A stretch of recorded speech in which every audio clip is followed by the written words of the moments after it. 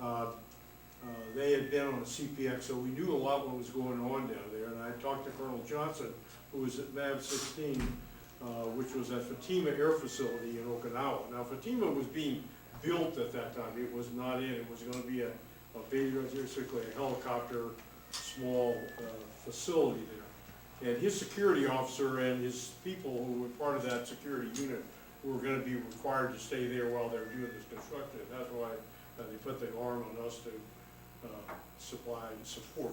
They also, of course, the engineers came in and supplied the support for that. There is it's on the, I made up a copy.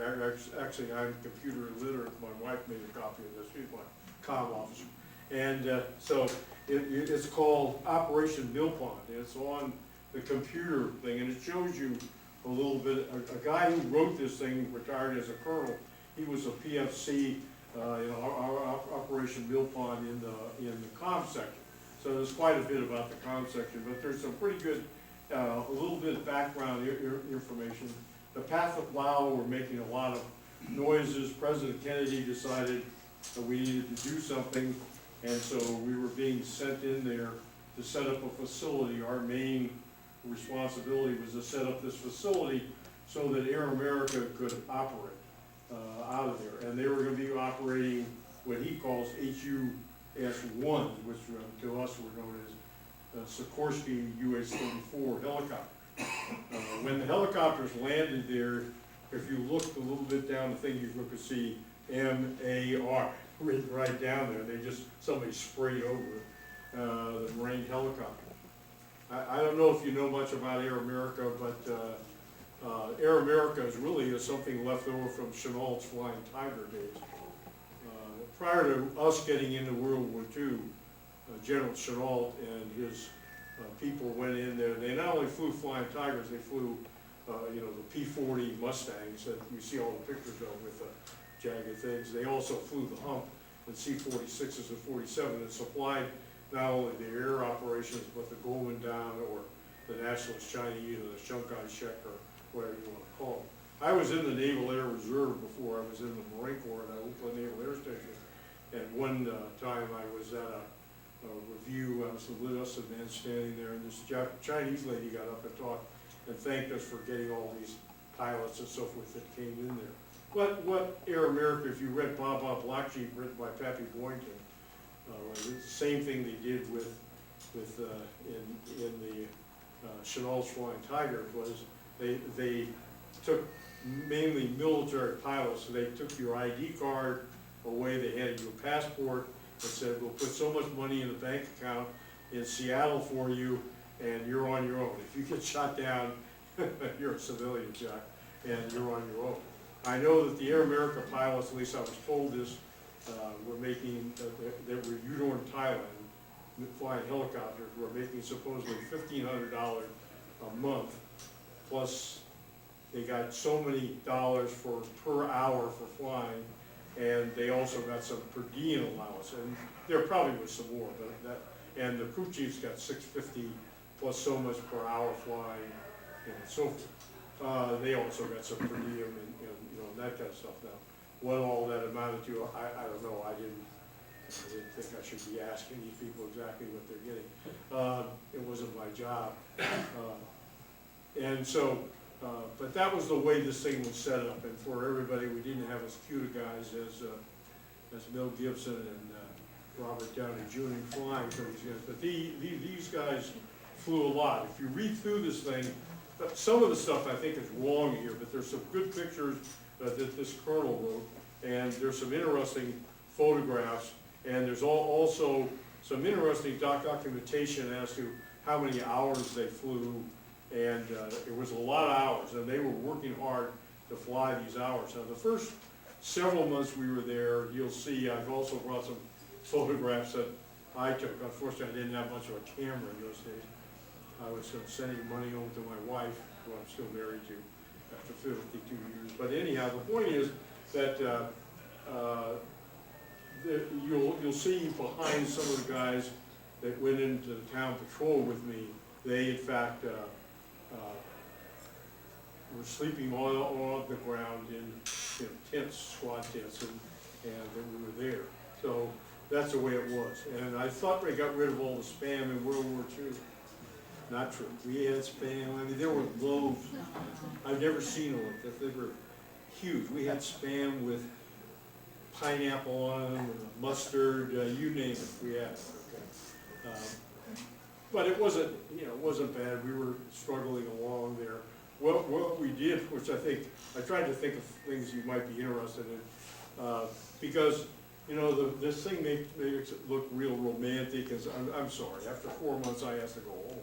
That's to go back to Okinawa. I would have loved it going back to home, but Okinawa was a lot of ways better than this. But once we got there, the problems we ran into as security people was first of all, there was no fence around the runway. This had been a Japanese operation during World War II, and they had flown propeller-driven aircraft out of there, and it was mainly kind of rock. But the U.S. government had built a concrete runway. It wasn't that big. The reason we didn't have anything like C-141's landing or any of that kind of stuff was the fact of the matter is we didn't have a runway for it. We did have some Air Force people who came in with a photo bird, which was, in my mind, an old two-seater, and the back seat had been ripped out to put photo equipment, F8. Some people use other terms for it, and I'm sure there's other designation. They came in there. We had to build, I didn't build them, but they were built at one of our shops. They had to build signs for these guys so they could land and take off, because there was just barely enough runway. But one of the problems we had with the fence, not having any fence, is we only had, we personally, as an infantry organization, had no vehicles, not one. I mean, there was one vehicle in our battalion, and you know whose vehicle that was. It wasn't mine. And it wasn't any commander, it was the battalion commander. But the point is, we did have some vehicles, but it was difficult because the way that airstrip was laid out, the roads were right over here, and there was another road at the end. Well, when we first got there, these people would sit on the roads for hours and watch us and sit at the end. And I kept going to the police chief and said, you gotta get these people off the roads. Because I was standing there looking at C-130s landing, those propellers, and also they would be wandering across the runway. These guys in the gold robes, and I could just envision gold robes flying all over. I mean, it was really, and also the other thing that really worried me was those wouldn't have hurt the airplane very much. What worried me was there was water buffalo and other animals that wandered out there, and we were trying to chase them off. So it was an interesting operation. After we'd been there for about a week or 10 days, we had everything pretty well squared away. Now, one of the problems we had was we had very little in the way of equipment to offload these aircraft that were coming in. The Air Force was supplying, except as far as I can remember, except for the gasoline, which came up by rail. Most of the stuff that came into us was by air. And in those days, of course, they just didn't have, they didn't have these C-5As and that kind of stuff. They had C-124s, which had a elevator thing in it and a platform to walk off of. But you had to hand unload this. We didn't have a lot of dollies and a lot of equipment, so it was difficult, and everybody had to cooperate and work together. Originally, if you read through this thing, at first the Thai people said we could bring in 155 people. All of a sudden they said you can bring in 300. That's all you can bring in. So everybody had to cooperate and work together. And we took most of the security at night, our platoon, our reinforced platoon. And we had stuff spread all over because we had a water point clear out by where there was a Thai regimental combat team around us and a couple of Just Mag people, Army types who were there. There's a photograph in here. In fact, there was one on I think it was one up there. Now, let me tell you this one joke, or it's a funny thing, out of mahogany, because that's the wood that they had. I remember one of the problems we had when we got there was the engineers had problems getting this wood, and there was all kinds of, you know, political things going on and so forth and so on. I never was really privy to much of that stuff, because I stayed with my platoon because of the hours we were working. We were standing post all night. We were actually helping out, unloading all the aircraft we could help with on that thing, because a lot of the other people were doing a lot of other things. For example, one of the major things, only a few days after we got there, the helicopters landed, and the Air America people had pilots and crew chiefs, but they had no technicians to take care of those aircraft, not one. And so our, the MAB 16 people put in buku hours, you know, changing engines, you name it, rotors.